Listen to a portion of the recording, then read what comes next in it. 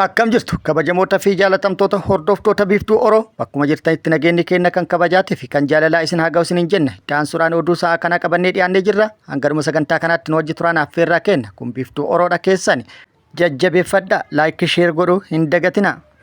Kallattimaan gara mata duree oduu amma qabadhetti yeroo dabru oduun jalqaba.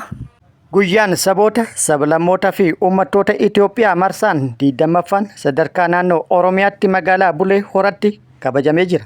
Guyyaan kun guyyaa heerri biyyatti walqixxummaa mirga saboota fi sablammootaa itti mirkaneesse itti ragga'eedha. Guyyaa sirni federaalizimii itti mirkanaa'eedha. Ta'ullee sirna kana balleessuuf aggaammiin garaagaraa taasifamaa ture. Ta'ullee har'a eegee jira. Dabalata odeeffannoo kana qabadhee jira isin biraan gaha. Oduun itti aanu kun oduu ammeedha. Guyyaan galmee hajjii bara kanaatii fi kaffaltiin hajjii bara kanaa ifoomee jira. Yoomi hangam kan jedhu qabannee jirra isin biraan geenna. Oduun itti aanu muummichi ministeera Itoophiyaa filannoo walqabsiisee haasaa taasiseen biyyi nagaa filannoo dimokiraatawaa gaggeessuu wanti nu dhoggu hin jiru. Warri biyyi nagaa hin qabdu filannoo gaggeessuun hin danda'amu jedhu ni sobane. Itoophiyaan markaba. Warroonni kunneen immoo markaba kana diiganii doonii hojjetuu barbaadan kun immoo hin danda'amu jechuudhaan haasaa taasisee jira. Guutuu isaa qabadhee jira. Oduun itti aanu oduu oolmaa Oromiyaati. Oduu oolmaa Oromiyaatti lolli loltoota mootummaatti waraana bilisummaa Oromoo gidduutti Oromiyaa bakkoota garaagaraatti gaggeeffamaa jiru akkuma itti fufetti jira. Waraanni bilisummaa Oromoo har'as bakkoota garaagaraatti haleellaa loltoota mootummaa irratti raawwateen injifannoo argadhe jedhee jira. Guutuu isaa qabannee jirra. Oduu biyya alallee qabannee jirra. Guutuu oduu wajjin isin wajjin kan turan Bariisoo Ganamooti. Guutuun oduu wal duraa duuban akka itti aanu kanatti isiniif dhiyaata. Ayyaanni sabaa fi sablammoota akkasumas uummattoota Itoophiyaa 20ffaan sadarkaa naannoo Oromiyaatti mata duree waliigaltee dimokiraatawaa tokkummaa sabdaneessaaf jedhuun magaalaa Bulee Horatti kabajamaa jira. Kabaja ayyaana sabaa fi sablammootaa kana irratti hooggantoonni ol'aanuun federaalaa fi akkasumas naannolee akkasumas keessummoonni adda addaa kan irratti argaman yoo ta'u afayaa'iin caffee Oromiyaa aadde Sa'aadaa Abdurrahmaanis irratti argamanii jiru. Guyyaan kun guyyaa heerri biyyatti itti ragga'eedha. 29 guyyaa heerri biyyatti saboota sablammootaa fi uummattoota Itoophiyaa bara 1987 kan ragga'e yoo ta'u kana booda mirgi afaanii akkasumas aadaa fi amantaan hundi walqixa kabaja itti argatanidha. Sirna kabaja guyyaa saboota fi sablammootaa kana irrattis haasofni taasifamee jira. Haasaa taasifameen guyyaan kun kabajamuun eenyummaa saboota sablammootaa fi uummattoota Itoophiyaa beekamtii kennuudha jedhamee jira.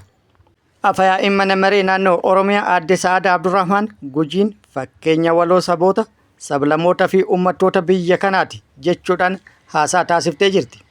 Guyyaa sabootaa fi sablammoota akkasumas uummattoota Itoophiyaa kana kabajuun sirna federaalizimii dhugaa mirkaneessuudha kan jedhame yoo ta'u.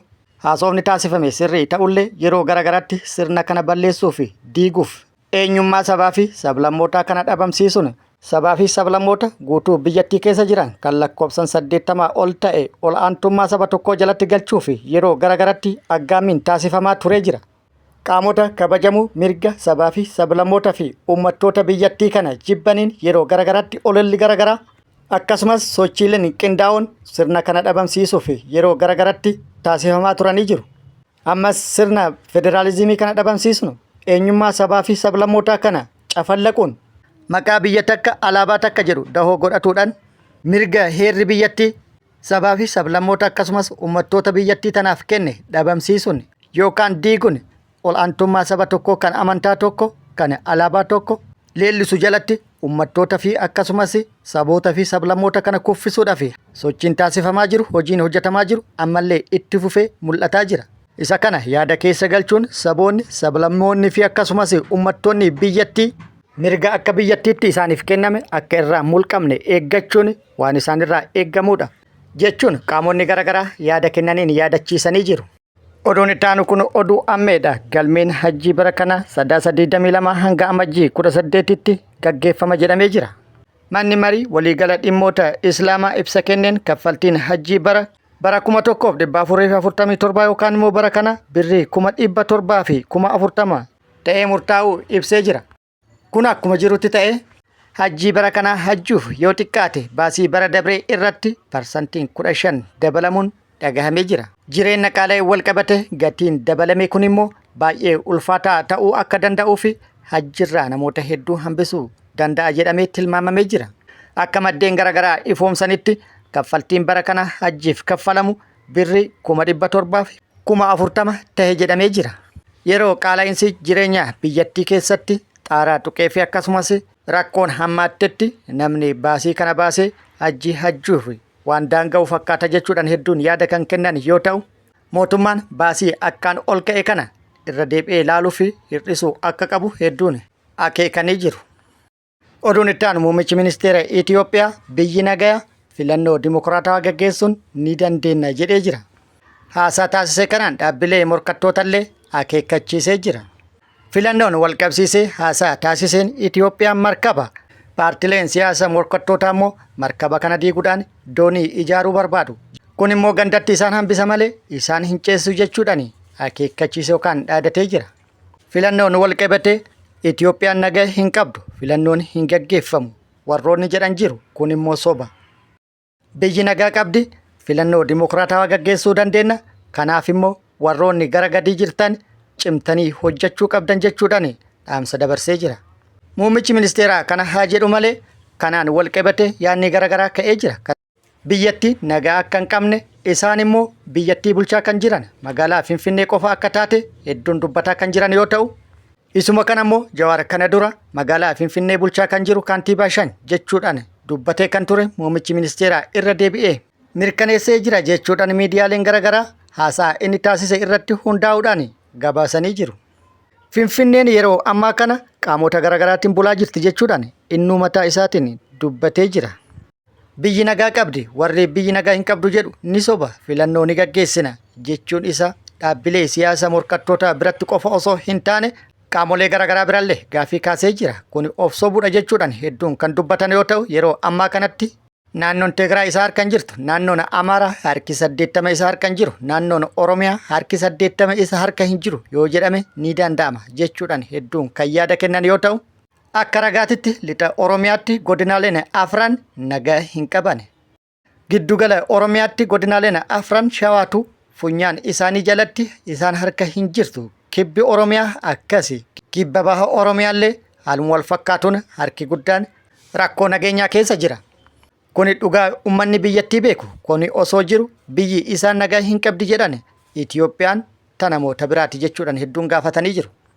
Walumaa galatti erga muummichi ministeera Itoophiyaa Abiyyi Ahmad gara aangootti dhufe Itoophiyaan nagaa hin qabdu. Itoophiyaan nagaa inni hin qabdi jedhu talolli keessatti hin gaggeeffamne, humni waraana mootummaa guyyaarraa nama itti hin ajjeefne, biraati immoo isii tana jechuudhaan hedduun gaafii itti ta'ee jira. Propoogaandaa siddamar marrajaa ikkul yoonaal dil jedhee ture.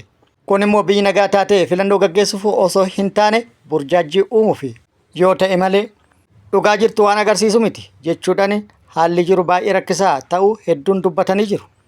Oduun itti aanu oduu oolmaa Oromiyaati. Oduu oolmaa Oromiyaatti lolli Oromiyaa bakkoota garaagaraatti loltoota mootummaatiif waraana bilisummaa Oromoo gidduutti gaggeeffamu har'as bakkoota garaagaraatti itti fufee oolee jira. Bakkoota garaagaraatti lola gaggeeffamaa oolee irrattis waraanni bilisummaa Oromoo injifannoo argadhe jedhee jira. Haaluma kanaan waraanni bilisummaa zoonii kibba baha Oromiyaa Arsii baha aanaa shanan koolutti haleellaa loltoota mootummaa irratti raawwatuun injifannoo argatu beeksisee jira.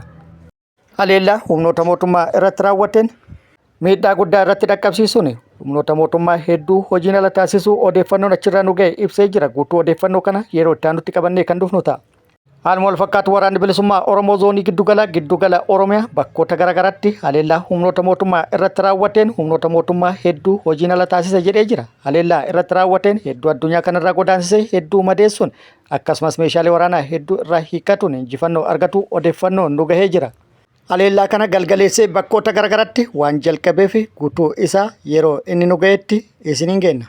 Bakkoota lolli itti gaggeeffame kana wal qabatee gama mootummaatti odeeffannoo argachuu yaallee turre odeeffannoo argachuu hin dandeenye. Oduu gama biraatiin kaaba shawaa aanaa dagamitti humnoonni mootummaa konkolaataadhaan sochiirra turan baraguudhaan konkolaataan kufteenii garagaluudhaan miidhaan guddaan irratti dhaqqabu odeeffannoon nu gahee jira.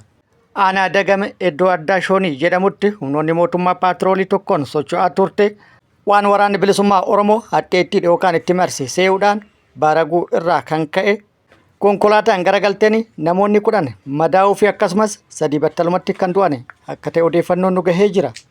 Warroota madaa'an keessallee haala hamaa keessa kan jiran kan gabaafame yoo ta'u itti gaafatamaan poolisii aanaa dagame isa tokko jedhamee jira. Gama biraatiin immoo waraanni bilisummaa Oromoo guyyaa kaleessa haleellaa bakka tokkotti raawwateen meeshaa waraanaa hedduu booji'uu odeeffannoon nu gahee jira. Miidiyaa hawaasaa kanarrattis akkaan naanna'aa jira daawwadhaa. Konfiraansiin idila addunyaa kan yakka bara gita bittaa raawwataman qoratu gaggeeffamaa jira. Konfiraansii kana kan qopheesse Aljeeriyaa yoo ta'u, konfiraansiin idila addunyaa kun waa'ee yakka bara gita bittaa ilaalchisuudhaan guyyoota lamaaf Aljeeriyaatti mata duree gamtaa Afrikaa, haqa Afrikaa fi uummata hidda dhiigaa Afrikaa fi haqa isaaniif beekamtii kennuu jedhu irratti mari'atama jedhamee jira. Akkasumas mariin kun mata duree jallinna seenaa sirreessuu biyyoota hojii gita bittaa raawwatan yakkamaa taasisuu jedhu irratti bal'inaan kan mari'atamu ta'uun ifoomee jira. Konfiraansii kanarratti qaamonni garaagaraa kan hirmaatan yoo ta'u, ministeeronni dhimma alaa biyyoota garaagaraa, ambaasaaddoroota biyyoota Afrikaa, mana maree nageenyaa fi akkasumas bakka bu'oota hawaasa Kaaribiyaan, Komishinara dhimma siyaasaa fi nageenya gamtaa Afrikaa, ambaasaaddar Baankoolii, akkasumas dura taa'aa gamtaa Afrikaa, ogeeyyii seenaa Afrikaa fi ogeeyyii seera idila addunyaa, akkasumas qaamoleen garaagaraa kan irratti hirmaatan yoo ta'u, konfiraansichi guyyaa lamaaf gaggeeffama jedhamee jira. Konfiraansii kanarrattis yakkoota bara sirna gita bittaa raawwataman kanneen akka dhiibbaa mirga namoomaa, hawaasummaa, diinagdee fi siyaasa bal'aa bara koloneeffattoota Afrikaanotaa fi namoota hidda dhaloota Afrikaa qaban irratti raawwatame waliin ta'uun qorannoo gaggeessuu jalqabanii jiru jedhamee jira. Oduun itti aanu Raashiyaan dhaabbata Human Rights dabalatee dhaabbilee 270 ol irra uggura keettee jirti. Waajjirri abbaa alangaa waliigala Raashiyaa roobii darbe tarree dhaabbilee hin barbaadamne Raashiyaa keessatti argaman kana dura adda baasee ture irratti Human Rights Watch dabalee jira. Tarkaanfiin kun dhaabbanni Human Rights Watch sochii Raashiyaa keessatti raawwatu hunda hatantamaan akka dhaabuu fi namoonni dhuunfaadhaan yookaan dhaabbileen Raashiyaa keessa jiran garee kana waliin hojjechuun seeraan ala akka ta'es dirqisiisa jedhamee jira. Human Rights Watch mootummaan Raashiyaa Sooviyeet booda turte waggoota 13 oliif mirga namoomaa akkasumas bilisummaa akka kabachiisuu fi dhiibbaa godhaa kan turte yoo ta'u, Raashiyaan dhaabbilee oduu walabaa ta'an gurguddoo fi akkasumas gareewwan mirgaa dabalatee dhaabbilee 270 ol kan hin barbaadamne jechuudhaan moggaaftee jirti. Dhaabbanni Human Rights Watch waraana Raashiyaa sagalee guddaadhaan qeeqaa kan ture yoo ta'u, tarree namoota yakkamtoota waraanaa jedhee galmeessee jira. Dhiyeenya kana immoo qorannaa taasise jedheen loltoonni Raashiyaa haleellaa diroonittiin namoota nagaa ajjeesuu isaanii ifa taasisee jira. Kun akkuma jirutti ta'ee Raashiyaan Human Rights Watch dabalatee dhaabbilee 270 ol irra uggura keettee jirti. Oduun itti aanu biyyoota Eeshiyaa afuritti balaa lolaa dhaqqabeen yoo xiqqaate lubbuun namoota 1000 darbuun gabaafamee jira. Tibbana Eeshiyaatti rooba cimaa roobe hordofee biyyoota hedduutti balaa lolaa dhaqqabee jira. Balaa lolaa dhaqqabee kanaanis lubbuu namoota hedduu galaafatee qabeenya hedduu mancaasuu maddeen odeeffannoo garaagaraatii fi miidiyaaleen garaagaraa gabaasanii jiru.